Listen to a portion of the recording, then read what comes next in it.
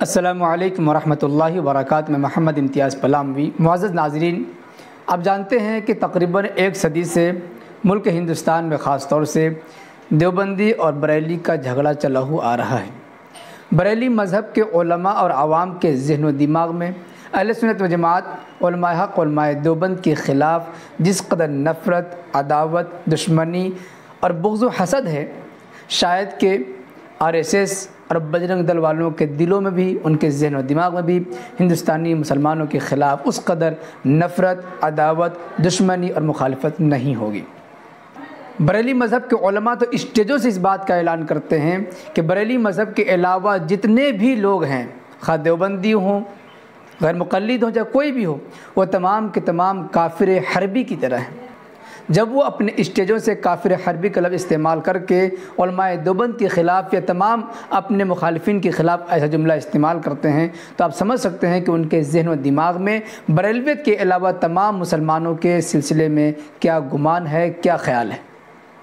اور کس قدر نفرت، عداوت، دشمنی بھری ہوئی ہے۔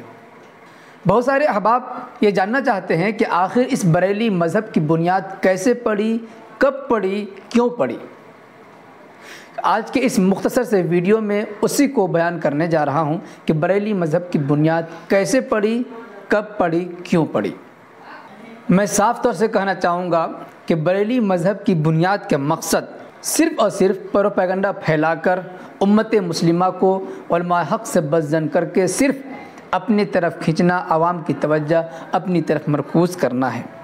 جیسا کہ روافض اور شیعہ نعوذ باللہ من ذالک حضرات صحابہ کرام کو کافر و مرتد کہتے ہیں اور شیخین کی شان میں گستاخی کرتے ہیں، جن کا مقصد عوام کو ان اکابرین سے بدظن کر کے اپنی طرف متوجہ کرنا ہے، تاکہ لوگ ان حضرات کی بات پر کان نہ دھریں اور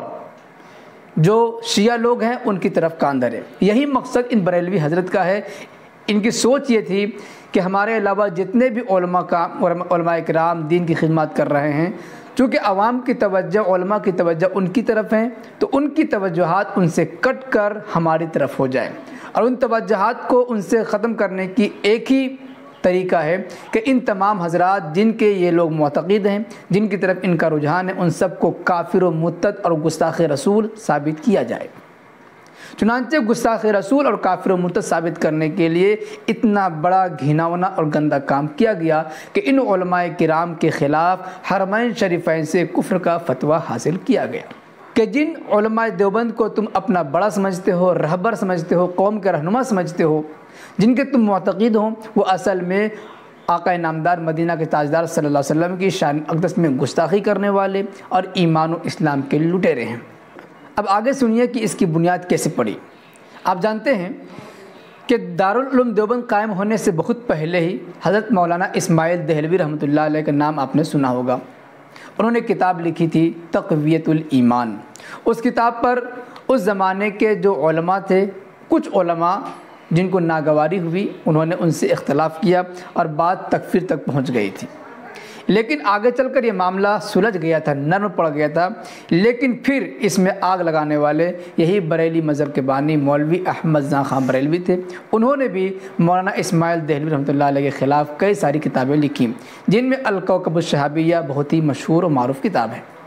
اب آگے چلتے ہیں۔ یہ بات ہے تقریباً 1892-93 کی۔ کانپور میں ایک جلسہ ہوا۔ اس جلسے میں بہت سے ہندوستان کے مشہور علماء جمع تھے۔ اس میں بریلی مذہب کے اعلیٰ حضرت بھی موجود تھے۔ اس میں ندوۃ العلماء کے نام سے علماء ہند کی ایک وسیع المقاصد انجمن یا مجلس کے قیام کا فیصلہ کیا گیا۔ اس مجلس میں چونکہ بریلی مذہب کے بانی مولوی احمد زابی شریک تھے اور دیگر مشہور علماء، جدید علماء بھی شامل تھے، لیکن پروگرام ختم ہونے سے پہلے ہی یہ بریلی مذہب کے بانی مولوی احمد زاں خان بریلوی اس مجلس سے ناراض ہو کر چلے گئے۔ وہاں سے جانے کے بعد انہوں نے اس مجلس میں موجود علماء کرام کے خلاف ایک اشتہار شائع کیا، جس میں ان کی مخالفت تھی۔ یہاں سے علماء ندوہ کی مخالفت شروع ہوئی، یہاں تک کہ علماء ندوہ کے خلاف انہوں نے حرمین شریفین سے کفر کا فتویٰ بھی حاصل کیا، اور علماء ندوہ کے خلاف سینکڑوں رسائل اور بے شمار اشتہارات شائع کیے۔ تقریباً 10 سالوں تک علماء ندوہ کی مخالفت میں کتابیں لکھتے رہے، رسالے چھپواتے رہے ہزاروں کی تعداد میں، اور اشتہار بازی کرتے رہے۔ لیکن اہم بات یہ ہے کہ ان کے ہزاروں رسالوں سے سینکڑوں رسالوں سے کوئی فرق نہیں پڑا۔ بس یہ ہوا کہ آندھی چلتی رہی، بارش ہوتی رہی فتووں کی، لیکن اس سے علماء ندوہ کا کوئی فرق نہیں پڑا اور عوام پر بھی اس کا کوئی اثر نہیں پڑا۔ جب دیکھا کہ ہم نے سینکڑوں رسالے، ہزاروں کی تعداد میں اشتہارات علماء ندوہ کے خلاف شائع کر دیے ہیں، پھر بھی اس کا کچھ اثر نہیں ہو رہا ہے، علماء اور عوام کی توجہ علماء ندوہ کی طرف سے ہٹ نہیں رہی ہے اور ہمارے فتووں کی طرف توجہ نہیں ہو رہی ہے، تو انہوں نے دوسرا حربہ اختیار کیا۔ تو انہوں نے دیکھا کہ اس وقت کا مشہور مدرسہ دارالعلوم دیوبند ہے اور اس مدرسے کے جو فضلاء ہیں ان کی تعداد دن بدن بڑھتی جا رہی ہے، اس مدرسے کی مقبولیت عوام و خواص میں بڑھتی جا رہی ہے۔ کیوں نہ ایسا ہو کہ اب اسی دارالعلوم دیوبند اور اس سے منسلک علماء کے خلاف پروپیگنڈا کیا جائے تاکہ علماء اور عوام دارالعلوم دیوبند اور اس سے منسلک علماء کے خلاف بدظن ہو جائیں اور ان کی ساری توجہ ہماری طرف ہو جائے۔ اس کو سمجھنے کے لیے یوں سمجھیے کہ آج کل ہر وہ ہندو، ہر وہ پنڈت، ہر وہ کمبخت جو مشہور ہونا چاہتا ہے وہ یہی کام کرتا ہے کہ مسلمانوں کے خلاف زہر افشانی کرے، اسلام کے خلاف زہریلا بیان دے، پیغمبر آقا صلی اللہ علیہ وسلم کے خلاف زہریلا بیان دے، تاکہ تمام مسلمانوں کی توجہ، تمام میڈیا کی توجہ اس انسان کی طرف ہو جائے۔ اگرچہ وہ بدنام تو ہو جائے، جیل بھی جانا پڑ جائے، لیکن اس کی آواز پورے ملک میں، بیرون ملک میں پہنچ جائے اور اس طریقے سے مشہور ہو جائے۔ اسی طریقے سے شہرت حاصل کرنے کے لیے اور اپنی توجہ لوگوں کی طرف اور لوگوں کی توجہ اپنی طرف کرنے کے لیے اس نے ایسا کیا کہ اس وقت کے مشہور علماء دیوبند کے خلاف پروپیگنڈا شروع کر دیا۔ چنانچہ تقریباً 9-10 سالوں کے بعد ایک کتاب عربی میں لکھی المعتمد المستند، عربی میں کتاب تھی، اس میں علماء دیوبند میں سے 4 مشہور اکابر حضرت مولانا رشید احمد گنگوہی رحمہ اللہ، حضرت مولانا قاسم نانوتوی رحمہ اللہ، حضرت مولانا اشرف علی تھانوی رحمہ اللہ اور حضرت مولانا خلیل احمد سہارنپوری رحمہ اللہ، ان کے خلاف پروپیگنڈا کرتے ہوئے ان پر کفر کا فتویٰ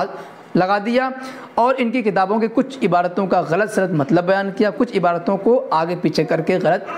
عقیدہ گڑھ لیا گیا اور پھر المعتمد المستند کو پورے ملک ہندوستان میں شائع کیا، لیکن چونکہ یہ کتاب عربی زبان میں تھی اس لیے اس کا اثر عوام پر نہیں پڑا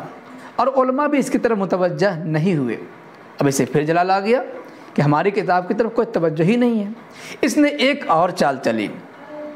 اس نے سوچا کہ اگر ہم نے علماء حرمین شریفین سے ان علماء کے خلاف کفر کا فتویٰ حاصل کر لیا، اس میں کامیابی مل گئی،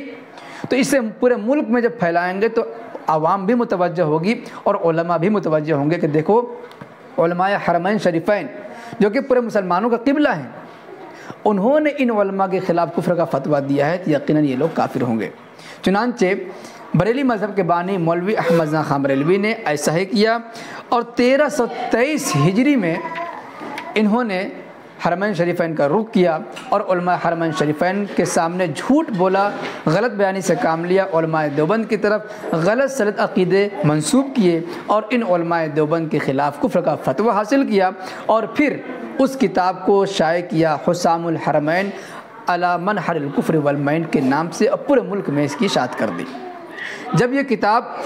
عربی تھی اس کا اردو ترجمہ کیا گیا، اب پورے ملک میں شائع کر کے یہ بتایا گیا کہ دیکھو جن علماء کو ہم نے المعتمد المستند میں کافر کہا تھا انہی علماء کو علماء حرمین شریفین نے بھی کافر کہا ہے۔ اس کے بعد سے یہ کفری ٹولہ حرکت میں آ کر پورے ملک میں اس کا چرچا کرنا شروع کر دیے۔ جب علماء حرمین شریفین کا یہ فتویٰ عوام کے سامنے آیا تو کچھ عوام اور کچھ علماء، ایک امر فطری ہے، ان کی طرف متوجہ ہوئے اور علماء حق سے بدظن ہونا شروع کر دیے۔ تو جب انہوں نے علماء حرمین شریفین سے کفر کا فتویٰ حاصل کیا، حسام الحرمین نامی کتاب لکھی، اس وقت سے مکمل طور پر علماء دیوبند کی مخالفت پبلک کے سامنے آئی۔ اگر ہم یہ کہیں تو غلط نہیں ہوگا کہ بریلی مذہب کی بنیاد ایک مکتبہ فکر کے طور پر اسی وقت ہوئی ہے، یعنی 1323 ہجری میں، اور انگریزی سن کے اعتبار سے 1904 یا 1906 یہ سن بیٹھتا ہے، سن عیسوی بیٹھتا ہے۔ پھر آگے کی بات ہے کہ علماء دیوبند نے کیسے جواب دیا، کیسے مقابلہ کیا، اور پھر المحنت المفند نامی کتاب وجود میں آئی۔ انشاءاللہ اس پر بھی مزید تفصیل ہوگی۔ آج کی اس تفصیل سے آپ کو یہ بات سمجھ میں آ گئی ہوگی، یہ بات معلوم ہو گئی ہوگی کہ کس طریقے سے اور کس مقصد سے بریلی مذہب کا وجود میں آیا، کہاں سے مخالفت شروع ہوئی، کہاں تک جا کر پہنچی۔